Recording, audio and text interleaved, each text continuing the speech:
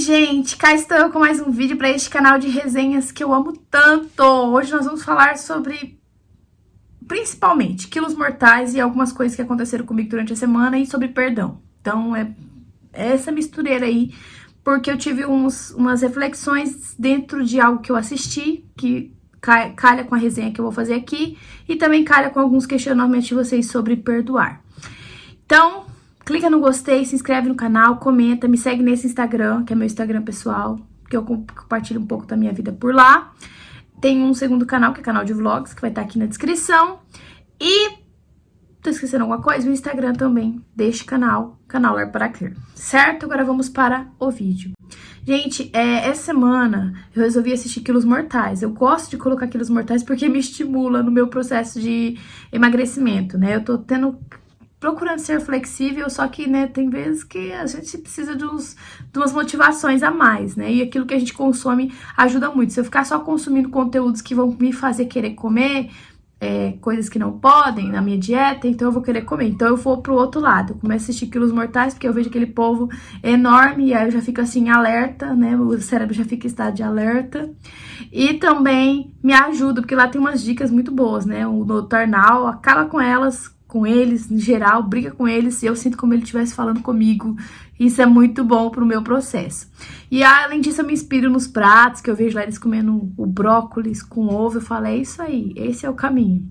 E também sinto um pouco de aversão a fast food, porque a forma como eles comem, que eles consomem, pelo menos em mim, não dá vontade de comer. Tem gente que fala que fica com vontade de comer, eu não, eu perco a vontade na hora, eu falo, tá repreendido. Então, por isso que eu gosto de assistir Quilos Mortais. E uma coisa que me surpreende é que se você for ver episódio por episódio, em que o participante tem que passar por psicoterapia, seja porque não tá conseguindo emagrecer, ou porque tá passando por algum processo, que o Dr. Nau recomenda a psicoterapia com o psicólogo, a maioria, quase 100% das vezes, são traumas, abusos, luto, pessoas que passaram diversas dificuldades na vida e que não conseguiram superar aquele trauma, e isso foi o estopim, né, a ajuda para desenvolver a obesidade mórbida e chegar naquele ponto. Mas o que me chamou a atenção é que o episódio que eu assisti, que eu tava de saco cheio, gente, eu tava perdendo a paciência, a personagem acho que chamava Latônia, e se eu não me engano é da temporada 11. Os Quilos Mortais você consegue ver no YouTube alguns episódios, mas é da Discover Channel, isso.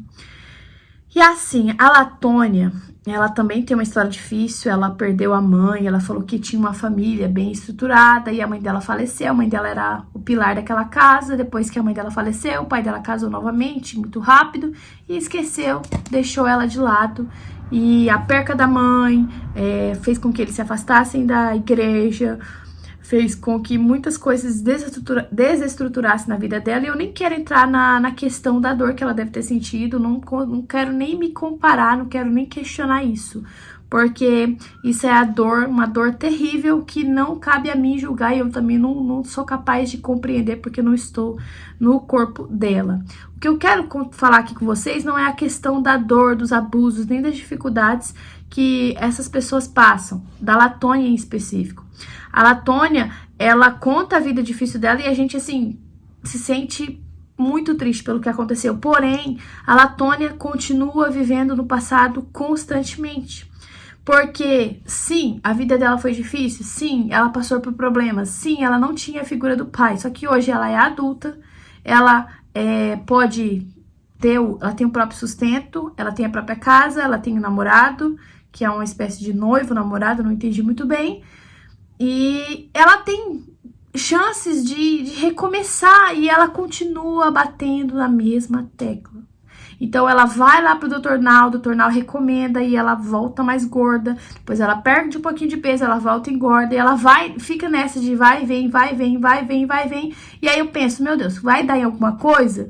E spoiler, gente, não dá em nada. Ela simplesmente não sai do lugar. E sempre a culpa é do pai dela, a culpa é do Dr. Nau, que não tem tanta paciência com ela, a culpa é disso, a culpa é daquilo, nunca a responsabilidade é dela.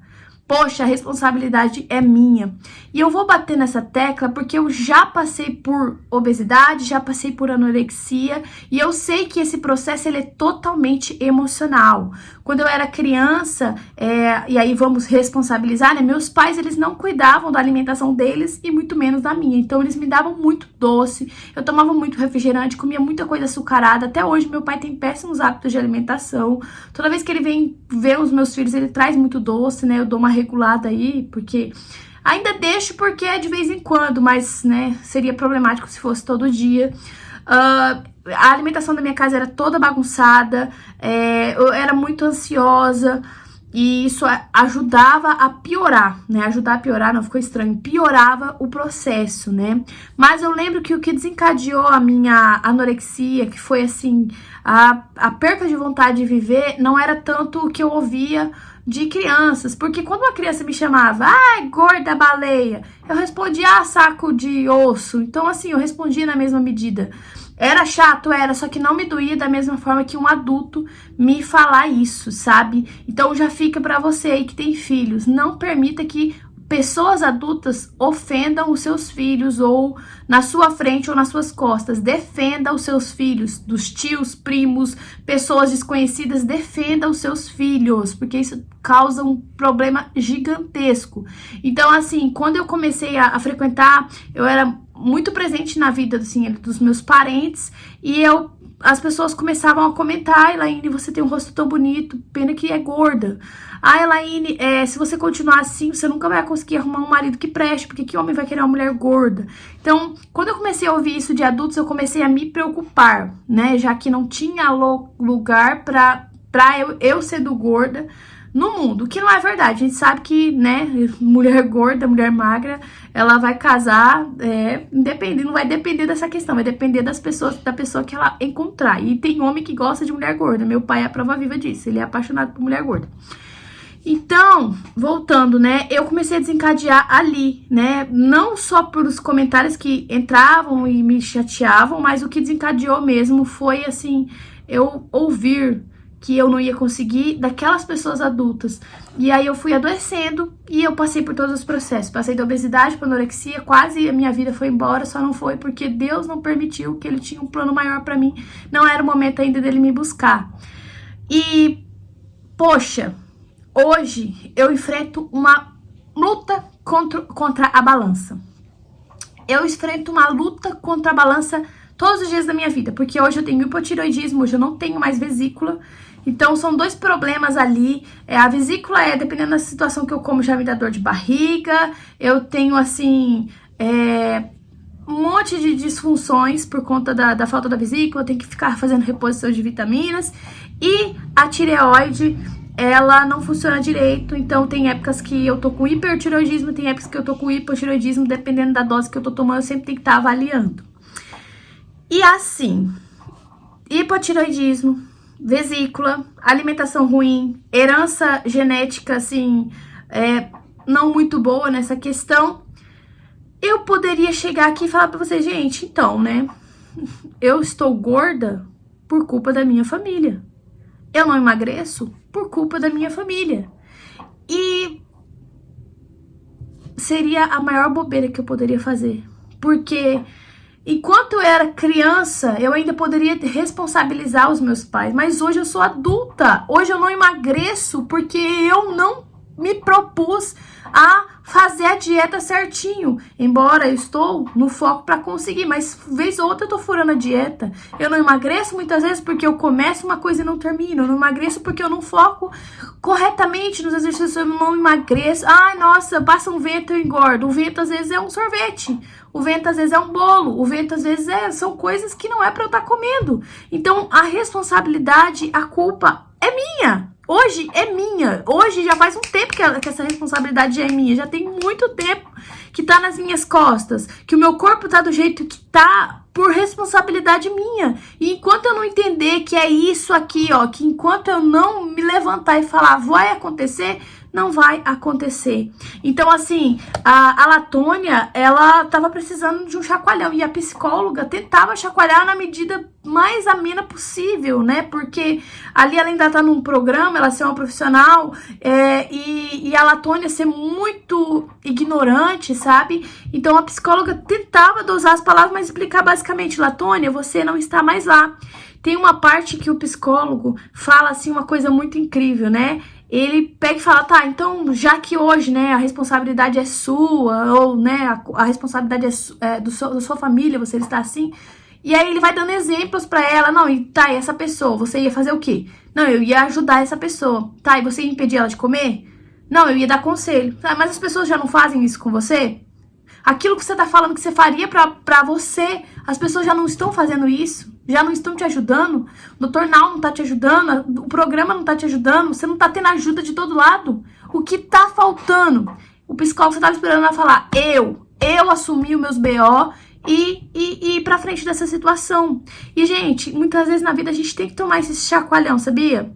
E eu gosto muito da igreja que eu tô agora, porque ela não passa a mão na cabeça de ninguém, não. Principalmente os pastores. Eu fiz aconselhamento bíblico, o pastor praticamente fazia isso aqui comigo, ó. Acorda. Acorda, isso é pecado.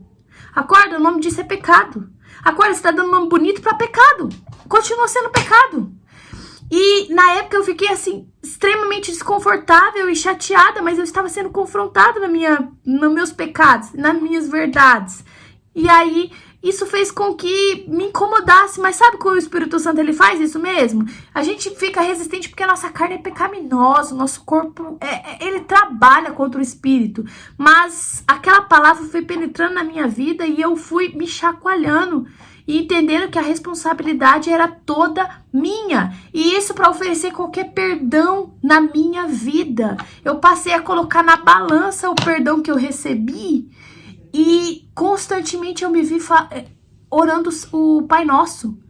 Porque quando eu me coloco numa posição de não perdoar, quando eu me coloco numa posição de achar que eu sou superior, eu estou imediatamente negando o perdão que Cristo me ofereceu. E sem o perdão de Cristo, eu não tenho salvação, não tem redenção para mim.